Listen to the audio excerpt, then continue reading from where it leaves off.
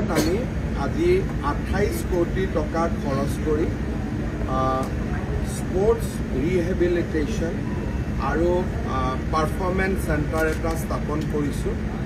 Oil India আৰু নুমলীগড় ৰিফাইনেৰিয়ে আমাক সহায় কৰিছে আৰু BTC আমাক এই ঘৰ বা গোটেইখিনি দি সহায় কৰিছে। যোৰহাট আৰু গুৱাহাটীত এই চেণ্টাৰটো আমি 2 বছৰ আগতে কৰিছিলোঁ। 25,000 সেশন অলৰেডি 2টা চেণ্টাৰতে কমপ্লিট হৈছে আৰু এই চেণ্টাৰত প্ৰশিক্ষণ লোৱাৰ পিছত 100 জন প্লেয়াৰ্ছে নেশ্যনেল লেভেলত মেডেল পাবলৈ সক্ষম হৈছে।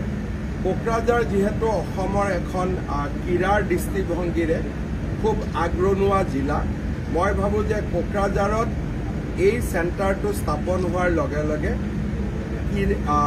খেলুৱৈসকলৰ ফিজিকেল ৰিকুৱাৰমেণ্ট, ৰিহেবিলিটেশ্যন ৰিকুৱাৰমেণ্ট আৰু ইঞ্জুৰি মেনেজমেণ্ট এই গোটেইখিনিতে যথেষ্ট সহায়ক হ'ব। এই গোটেই চেণ্টাৰটো আমি অলিম্পিয়াড অভিনৱ বৃন্দাৰ লগত একেলগে সহযোগত আমি নিৰ্মাণ কৰিছোঁ আৰু চেণ্টাৰটোৰ গোটেই মেন পাৱাৰ, ইকুইপমেণ্ট, ট্ৰেইনিং এই গোটেইবিলাক অভিনৱ বৃন্দা ফাউণ্ডেশ্যনে চোৱা চিতা কৰিব। কোকৰাঝাৰৰ কাৰণে ই এক অনন্য উপহাৰ।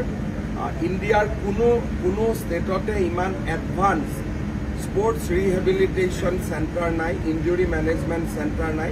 This is a unique gift আৰু মই ভাবোঁ যে কোকৰাঝাৰৰ ক্ৰীড়াবিদসকলে, স্পোৰ্টস পাৰ্চনসকলে নিশ্চয় এইটো ইউজ কৰিব আৰু লাভৱান হ'ব।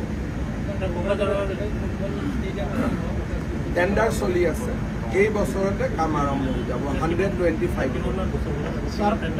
3 বছৰ লাগিব। স্যাৰ, আপনাৰ কাৰ্যকালতে বহু খেলুড়ে আন্তৰ্জাতিক পদকলৈ সক্ষম হৈছে। ভবিষ্যতে ক্ৰীড়াক লৈ স্যাৰ বিশেষ কিবা পৰিকল্পনা আছে? এতিয়াতো আৰু বেছি ভাল হ'ব। এতিয়া আমাৰ টাৰ্গেট লৈছোঁ যে 2000 হোষ্টেল কৰা।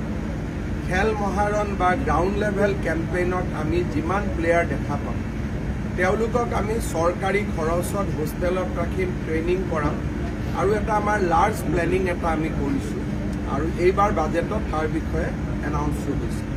দিব্যাংগ প্লেয়াৰসকলৰ কাৰণে কিবা ব্যৱস্থা ল'ব? দিব্যাংগ খেলুৱৈসকলৰ কাৰণে ইয়াতে দিব্যাংগও ৰিহেবিলিট কৰিব পাৰিব। তেওঁলোকৰ কাৰণে বেলেগ কৰি ক্লাষ্টাৰ এটা আছে অকল পেৰা অলিম্পিয়াডৰ কাৰণে।